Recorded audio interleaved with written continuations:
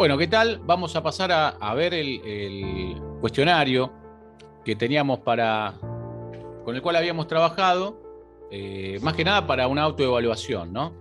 Y ahora en esta instancia vamos a ver cómo anduvimos, pero en líneas generales, por los que yo vi, estaban casi todos bien. Esto era, por supuesto, tachar lo que no corresponda, ¿no? Y era una serie de preguntas. La primera, ¿las relaciones exteriores son competencia federal, sí o no? Sí, Sí, queda claro, ¿no? Son sí. competencias federales. Recuerdan que esta lo vimos al principio de la cursada, ¿no? Cuando destacábamos en la Constitución cómo había un poder central que se iba a encargar de todo esto. Pero la segunda pregunta nos dice si las provincias tienen alguna competencia en materia de relaciones exteriores, ¿se acuerdan? Sí, algunas sí. Exacto. El 124 de la Constitución, que vino con motivo de la reforma, le va a otorgar a las provincias potestades para que pueda celebrar una serie de convenios, ¿no? Con conocimiento del Parlamento. O tratados con otros países, en lo que sea comercial sería. Claro, sí, entablar relaciones, ¿no? Cosa que antes estaba totalmente vedado, ¿viste? Esto viene con la reforma. Entonces está bien, sí. Sí, sí, Rosana. ¿Cuál fue con cuál de toda la reforma? 94, la reforma del 94. La reforma del 94 la ayornó, ¿no? Ujú. Después, las relaciones internacionales, ¿son equivalentes a la diplomacia? ¿Qué les parece esto? Que no, para ¿Por mí qué? no. No, ¿por qué? Y porque una cosa, la diplomacia es la forma de actuar, la profesión en sí. ¿Cómo se aplican esas relaciones internacionales? Pero la relación internacional para mí tiene más que ver con interviene más el derecho en sí. Está más estructurado, en cambio la diplomacia tiene más libertad para moverse. Es la función, ¿cómo hacemos? ¿Cómo ejercemos la A ver, ¿alguna profesión? otra opinión, Roxana? ¿No ves? Yo creo que sí. Yo creo que tiene que ver, espera que voy a poner mi respuesta. Bueno, en realidad yo creo que sí, porque hay muchas. A ver, la pregunta es: ¿las relaciones internacionales son equivalentes a la diplomacia? Porque todo lo que tiene que ver con relaciones internacionales, sí o sí actúa la diplomacia. Pero que sea equivalente, exacto. No hay duda, porque si bien está adentro, no es igual. Eso, ahí, claro, esa fue mi duda también. Yo también me planteé lo que dice Roxana, pero al usar la palabra equivalente, ahí es dudosa. Claro. Si la equivalencia es una trampa, ¿no? Porque Claro. la diplomacia serían los medios para, ¿no? ¿Qué? Afianzar esas relaciones internacionales, ¿no? O sea, como que dentro de las relaciones internacionales tenemos subsumida la diplomacia, ¿no? Pero la diplomacia es más adjetiva, más instrumental, más ceremonial, ¿no? ¿Para qué? Para llevar adelante esos objetivos, esos fines que están en el marco de la política exterior, ¿no? Medio engañosa esa. Y por eso, después, acto seguido, pregunta si la política exterior coincide con el interés nacional. Profe, discúlpeme, en Sí. esa queda, ¿no? Yo entiendo que no son equivalentes. O sea, Usted no. pero, ¿por qué? Pero lo interesante es la vuelta de tuerca que uno le puede dar a esto, ¿no? Por ejemplo, decir, no, no son equivalentes, ¿por qué? Porque tal vez la diplomacia es el modo, ¿no? De llevar adelante in situ, en el extranjero, esas relaciones internacionales, ¿no? Ahora ¿No bien, son equivalentes entonces? no, ¿qué pasa? Alguien puede decir Primos. también que las relaciones internacionales son equivalentes a la democracia. O sea, puede haber opiniones discordantes en este sentido y no son erróneas, ¿no? Lo interesante es tener un fundamento para cualquiera de las dos posibilidades, ¿no? Porque si alguien me dice, no, las relaciones internacionales para mí son equivalentes a la diplomacia, bueno, ¿por qué? Y no, bueno, y esta persona desarrolla, no sé, en hojas y hojas los fundamentos, también. No es algo blanco o negro acá, ¿no? Pero sí está bueno reflexionar al respecto, ¿no? Más que nada quedarnos un poco con la idea de que la diplomacia son los medios para, ¿no? Y las relaciones internacionales se van a llevar adelante mediante esos medios, ¿no? Y alguien podría decirme, no, bueno, pero yo entiendo que son equivalentes. Sí, sí, tal vez sí. En determinados ámbitos, para determinados supuestos tal vez lo sean, ¿no? Tal vez en otros no. Pero es más que nada para pensarlo. Y esta es otra pregunta también engañosa para pensar, que es sobre si la política exterior coincide con el interés nacional, ¿no? ¿Se acuerdan que el interés nacional era esto, el concepto jurídico indeterminado? ¿Se acuerdan que habíamos hablado en alguna oportunidad? Que era un concepto que a priori venía indeterminado y que después se determinaba a lo largo de un proceso intelectivo, ¿no? De un proceso en donde se corroboraba si efectivamente había o no interés nacional, ¿no? Entonces, esta es otra pregunta también para pensarlo un poco, ¿no? ¿La política exterior coincide con el interés nacional? ¿Sí o no? ¿Qué les parece? Para mí sí. Ayudar para el bien del país. Coincide siempre. Debe coincidir. Eso me gustó, eso está bueno. Se debe propender a que esas políticas coincidan. Exacto, como dice Nancy. Debería ser el ideal, ¿no? Porque debería coincidir. Porque, no sé, les doy un ejemplo. Supongamos que un Estado toma deuda y lo hace por intermedio de canales diplomáticos, en el marco de relaciones internacionales, ¿no? De política exterior. Ahora, ¿eso obedece al interés nacional? Y puede que sí, como puede que no. Depende de qué se usó, para qué se usó la plata, ¿no? Por eso, esta es otra pregunta también para pensarla de varios lugares. Debería, me gusta eso de debería. Pasamos a la siguiente. ¿El derecho internacional incluye las relaciones diplomáticas? Sí. Sí, no cabe dudas ahí, ¿no? Esa parece clara. Por supuesto, incluye a las...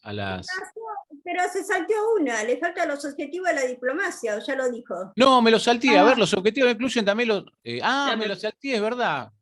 Es No verdad. veo.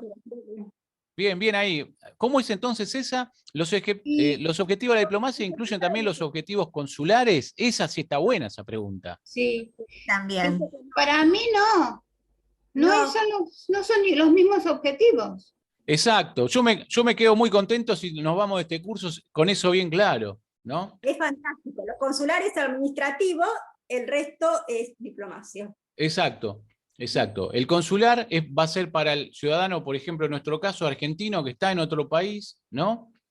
Y en ese sentido es clarísimo, ¿no? Los objetivos de la diplomacia no incluyen, en principio, ¿no? Con los objetivos consulares, ¿no? Porque el consulado es esa oficina de la administración pública que está en otro país. Y ahora sí, el derecho internacional incluye las relaciones diplomáticas. Hace la pregunta. ¿Derecho internacional incluye las relaciones diplomáticas? Sí, en este caso sí. Ahí estuvo la confusión con la tercera pregunta. Es decir, puse en una que no y en la otra pongo que sí, pero ¿por qué pasa con la computadora?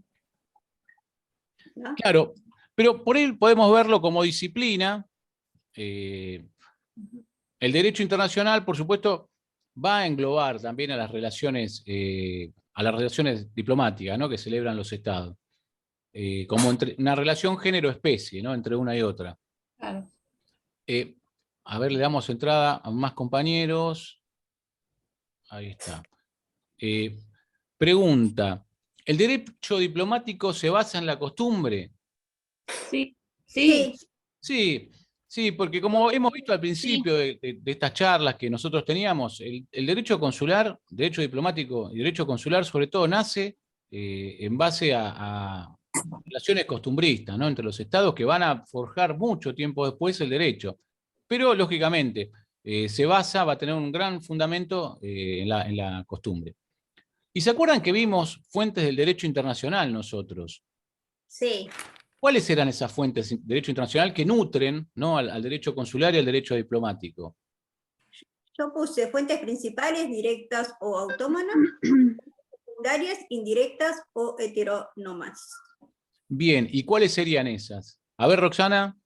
Los tratados, las costumbres, la doctrina, los principios generales del derecho y la jurisprudencia. Exacto. Estas son básicamente las principales fuentes que van a nutrir al derecho internacional público y por eso también van a nutrir al derecho diplomático y consular, ¿no? El derecho de los tratados, la costumbre, los principios generales de derecho, el ius cogens, ¿no?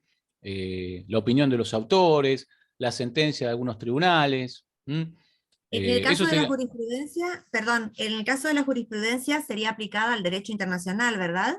Claro, sería la jurisprudencia de los tribunales internacionales o incluso la jurisprudencia de nuestro país para determinados supuestos, ¿no? De relaciones de derecho internacional público. Que hoy vamos a ver algo de eso. Pregunta muy importante. ¿El Estado es una persona jurídica? Sí. Sí. Efectivamente, es una persona jurídica, ¿no? Decimos que sí. Cuando yo, lo digo coloquialmente, si alguien le presta dinero al Estado, se lo presta en tanto persona jurídica que va a ser pasible de obligarse, de estar obligado a pagar esa deuda, ¿no? Más allá de las nociones sociológicas o de las ciencias políticas y demás, nosotros lo vemos jurídicamente hablando como un ente, una entidad que no es humana, que es ideal, pero que es una persona que es susceptible de adquirir derechos y contraer obligaciones. Si toma una deuda, debe pagarla, ¿no? Salvo que se la condonen o salvo que, bueno, o le perdonen la deuda. Pero es una persona, es una entidad susceptible de contraer derechos, adquirir obligaciones y tener que responder por sus actos, ¿no? Bien. El Estado, otra pregunta muy vinculada. ¿El Estado actúa por intermedio de sus representantes? Sí. Efectivamente, como cualquier sociedad comercial, como cualquier asociación civil, ¿no? Se manifiestan por intermedio de sus representantes. Hoy es muy loco que, por ejemplo, en el ámbito penal, ya hace un tiempo que se habla de la responsabilidad penal de las personas jurídicas, ¿no? Es Claro. extraño, pero bueno, se habla eso también. Pero, ¿en qué consistiría? ¿Cómo sería la modalidad de aplicar eso? Puede haber una inhabilitación, porque una persona jurídica, como incluso también un Estado, en tanto persona jurídica del derecho público, tiene una fecha de nacimiento, ¿no? Las sociedades comerciales tienen una duración, ¿no? Muchas veces se pone 99 años, en las sociedades en la Argentina, y tiene una fecha, puede morir también, por ejemplo, cuando quiebra, ¿no? Otras sociedades no pueden morir, se liquidan, ¿no? Pero tienen un cese, que emula de alguna manera la vida de una persona humana, ¿no? Una ficción que nosotros construimos para vivir en este mundo. Claro. ¿Qué más tenemos? El Estado. ¿El jefe de misión es superior jerárquico del cónsul? Esta es una pregunta bastante envenenada Capciosa. también. Sí, capciosa. Sí. Y para mí sí. No sé, no. Yo le puse que sí. Ahí el cónsul general, ¿se acuerdan al que le hicimos el reportaje? Él decía que la distinción era bastante difusa, ¿no? Nosotros lo vamos a mirar esto de dos ángulos. Nosotros de afuera de la estructura, ¿no? Nosotros vamos a ver que hay dos rangos internos, ¿no?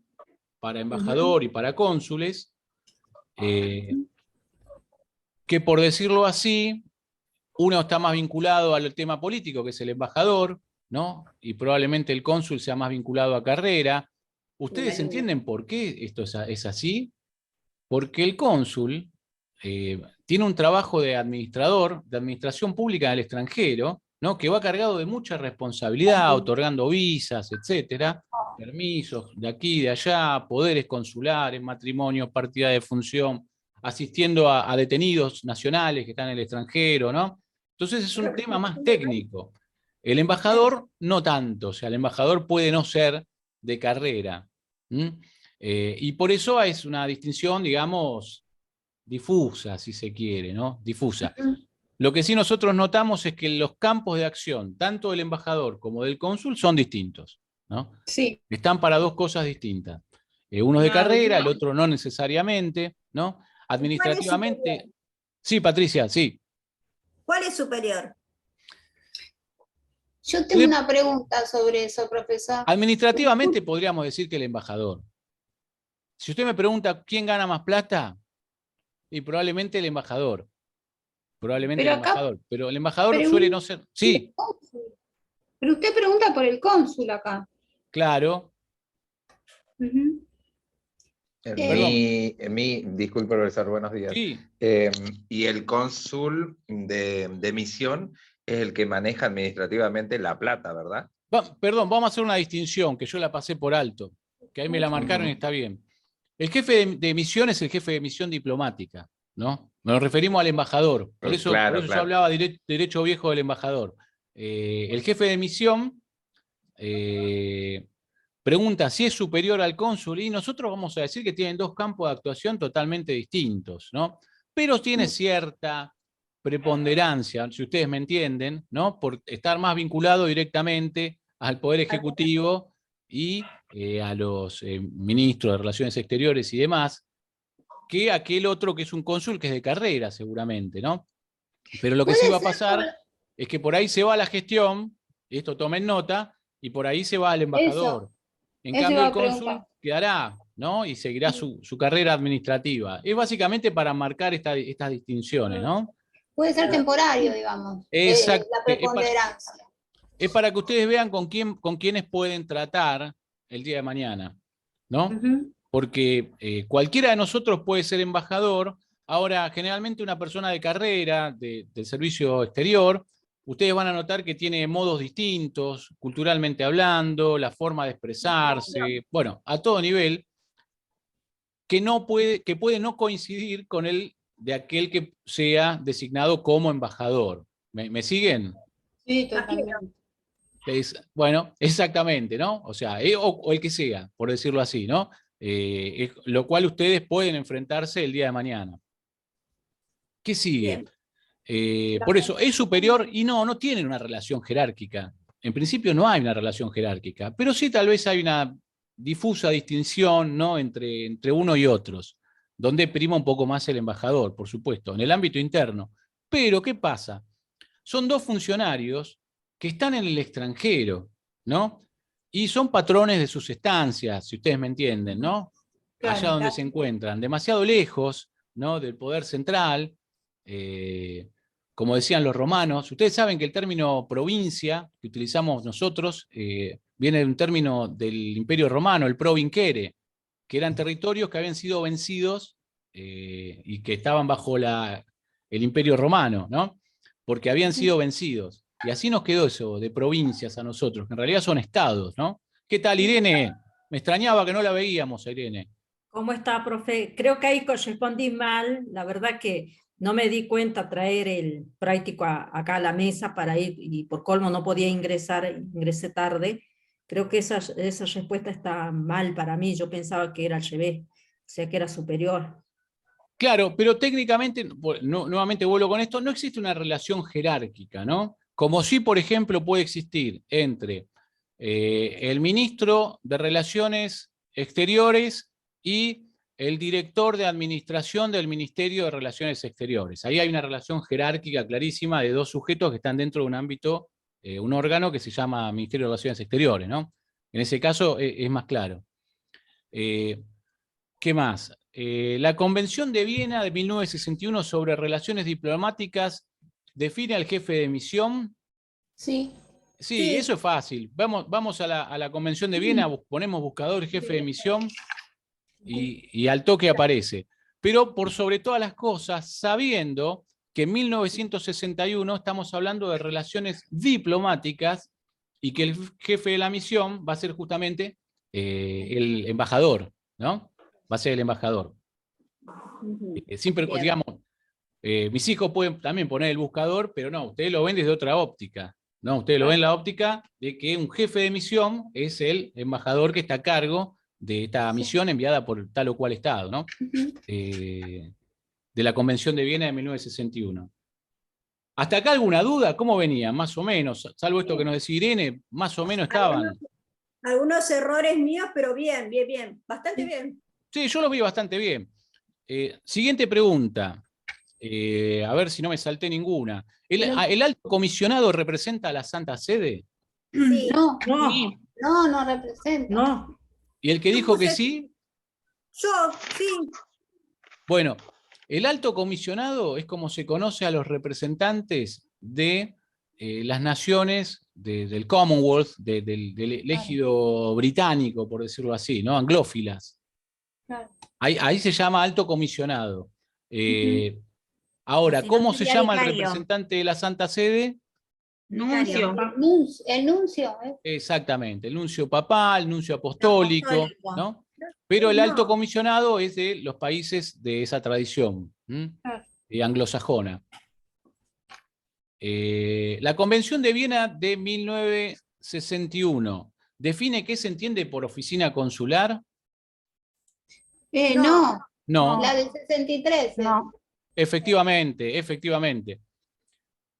Estas preguntas son recontra centrales y a mí la verdad que me encanta que estén en el tema porque es esto la materia, no es mucho más. ¿Existe una ley argentina que regule la carrera diplomática? Sí. Efectivamente.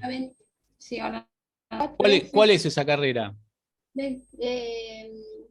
La 19.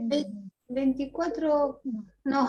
Ay, ¿cuál era el número? Tiene un número. Yo tengo la ayuda a memoria acá, 20.597, que es del Servicio Exterior de la Nación, ¿no? Sí. O sea que nosotros tenemos una ley, efectivamente, que regula toda la carrera diplomática, que bueno, se va a vincular al ISEN y demás. Ahora, el ISEN. Yo les pregunto esto, otra pregunta muy importante. ¿Pueden existir varias embajadas de un país en otro país? ¿Argentina puede tener varias embajadas en...?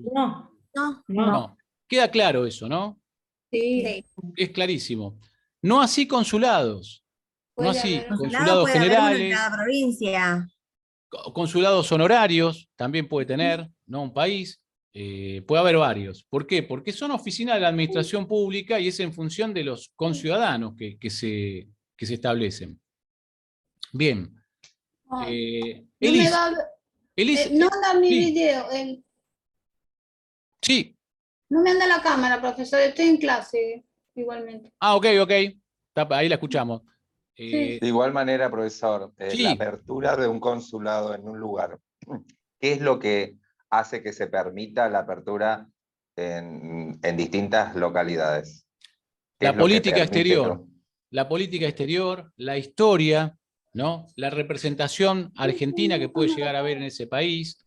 Por ejemplo, Sudáfrica abarca los consulados de Sudáfrica, desde el punto de vista de la administración pública, abarcan varias regiones, ¿no? De Sudáfrica, pero también varios países de África. La verdad es que Argentina no tiene representaciones diplomáticas en todos los países y tampoco consulares, ¿no?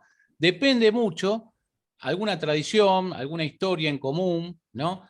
Por ejemplo, la cónsula alemana en Bariloche lo es en función del turismo de alemanes que viajan a Bariloche, ¿no? Y en función de las poblaciones locales de descendientes de alemanes, ¿no? El cónsul honorario. Básicamente eso, es una política de Estado, ¿no? Es una política de Estado que es en función del interés que tiene el Estado Nacional, en nuestro caso, para establecer una oficina en determinado lugar, ¿no? Si es que existen relaciones que así lo demuestran, o sea, que existan argentinos y demás, o gente que quiera venir a la Argentina, o un tráfico comercial, ¿no? Exportaciones, importaciones, etcétera. Pero tiene que haber un motivo para que esté abierta la oficina del Estado Nacional. Profesor, ¿puedo hacer una pregunta? ¿Es cierto que si no hay un consulado puede funcionar en una escribanía? No, lo que sí es cierto es que si no hay un consulado cerca, se puede mover el cónsul. O sea, el cónsul puede trasladarse, cosa que es muy común. Por ejemplo, en África es muy común. Si usted es un argentino, ¿no? Y está en algún lugar en donde no tenés representación consular, ¿no? Y tenés un problema grave, vamos a ver qué problema grave puede ser. Preso en el extranjero, ¿no? Como esa serie de la National Geographic. O perdiste el pasaporte. O perdiste el pasaporte. Yo iba a uno más drástica, que pueda ¿no? suceder, bien drástica claro. las dos. Preso de medianoche, dice usted. Exactamente, preso de medianoche, tal cual. Entonces vos por ahí capaz que no tenés en Turquía, no es el caso argentino, pero vamos a suponer que es un país X de África donde no tenés... No, y el cónsul, ¿cuál es el cónsul al cual corresponde esa zona? Ahí, el de Sudáfrica. Entonces se va a tener que trasladar hasta la zona que sea, ¿para qué? Para salvaguardar los derechos de ese argentino que está en el mundo, ¿no? Porque ser argentino, pertenecer tiene sus privilegios. ¿Se acuerdan que decía una propaganda? Bueno, a Ser nosotros nos pasa lo argentino mismo. No es fácil. No es fácil. Profe, Argentina es un país para sacar entrada, ¿no? Por supuesto. ahora pregunto, profe, Sí. con toda la tecnología que tenemos hoy, ¿eso se puede hacer vía online, por ejemplo, un reclamo para que pueda llegar el cónsul? Le hablo, yo en el momento que usted trasladaba a África, yo digo, bueno, de cierta manera yo estoy re lejos y usted me pregunta, ¿dónde está el cónsul? No lo sé, ¿me Claro. entiende? O sea, le soy sincera, le digo esto. Entonces digo, el No, medio de pero si va a tecnología viajar a Somalia, póngale por caso, tiene que estar asesorado de dónde tiene las representaciones argentinas, ¿no? Bien. Pero muchas cuestiones no pueden reemplazarse por lo virtual que existe. Por ejemplo, yo le voy al caso más drástico, que es el tema de estar detenido, que son cigarrillos. O sea, yo hace, no sé, 15 años que no fumo más, ¿no? Si estoy en una situación de esa, probablemente vuelva a fumar. Por ejemplo, los cigarrillos no hay forma de suplirlo que no sea personalmente. Y esta es una función que tiene el cónsul, ¿no? El cónsul que se trata de asistir a sus connacionales, como en el caso de que decía María Isabel, de Expreso de Medianoche. Expreso de Medianoche, yo creo que todos acá sabemos de qué estamos hablando. Expreso de Medianoche es la historia basada en hechos reales, una novela muy mala, es mucho mejor la película que la novela, en donde un muchacho estadounidense, yanqui, no tiene la mejor idea que traficar droga de Turquía para pasarla a Europa, ¿no? Para hacer unos pesos. Y se ve que lo hizo 1 o 2 veces y le salió bien, a la tercera lo agarraron y nada, este hombre terminó recontrarrepreso, ¿no? Imagínense, estamos en los 70, una cárcel turca, y bueno, y ahí lo asiste el cónsul de su país, le proporciona la defensa legal, le otorgan los medios que él necesita, no sé, dinero, le dan dinero para que tenga para comprarse, porque no comía en la cárcel y demás. Todas estas son funciones, ¿no? del cónsul que son, por supuesto, indelegables. Tiene que hacer acto de presencia porque tiene que acompañar incluso psicológicamente a quien está pasando un mal momento. Y aparte, este es uno de los casos que a mí me parece más, digamos, fácil de verlo, pero también tenemos el tema de los fallecimientos, ¿no? Tema de accidentes. Son muchísimos los ejemplos. Y en ese caso, si bien hay tecnología que puede suplir todo esto, te puede ayudar, la verdad es que tiene que estar ahí presente. Tiene que estar presente para cumplir sus funciones de manera física. Sí. Yo tuve un caso de una persona, de una amiga, en el cual estuvo en Escocia, pierde el pasaporte, teniendo la mochila, la costumbre, y se encuentra con abierta la mochila y sin la documentación. En ese momento se acerca a la embajada, el embajador no estaba, volvía recién al otro día, y de la manera que lo pudo solucionar fue a través del Rotary Internacional. Se comunicó vía online con los rotarios y una persona de los Rotary que estaban cercanos a Escocia le contestan y le pudieron solucionar de la línea del Rotary, porque el embajador no podía llegar hasta el otro día y esa persona al otro día ya tenía que tener su vuelo, así que fue una gestión internacional a través de otra institución, pero el embajador no le pudo solucionar al no estar y tampoco podía evidentemente delegar, pero esa persona pudo solucionar porque era rotario. Es un detalle no menor ser rotario a veces, que eso te dignifica en otra parte del mundo, obviamente. Sí, rotario, masón, también hay varios cuerpos así. Perdón, ¿a alguno le quedó una duda de por qué el ISEN es un instituto público, un organismo público? Que es la pregunta siguiente. No. Nosotros siempre, y esto, recuerden esto que yo les comento ahora, ¿no? Cuando ustedes se enfrentan a un organismo y no saben si es público, privado o cuál es su régimen, lo primero que hay que saber es de dónde viene la plata. O sea, la plata para su mantenimiento. Y eso nos va a decir, el origen de los fondos nos va a decir si es el Tesoro Nacional, ¿no? y es un ente público, como el caso del ISEM, ¿no? O no. Porque el ISEM, bueno, cualquier sociedad del Estado, a ver, Aerolíneas Argentinas, los trenes argentinos, son empresas del Estado, pero, a ver, tienen sus balances, tienen su contabilidad y demás, pero, a ver, esas empresas no viven de la venta de pasajes, ni ellas ni ninguna empresa de trenes en el mundo, ¿no? Casi ninguna. Ellas viven del Estado, que es con nuestros impuestos la solventa. O sea, lamentablemente es así. Pero nos sirve a nosotros para posicionarnos, para saber con quiénes estamos tratando cuando hablamos de una persona jurídica, ¿no? Y bueno, y la última pregunta, ahora que se nos está acabando el tiempo, ¿cuáles eran los idiomas que consideraba preponderante Carlos Rubio Reina para la carrera diplomática? Inglés, Y otro idioma, un segundo idioma. italiano.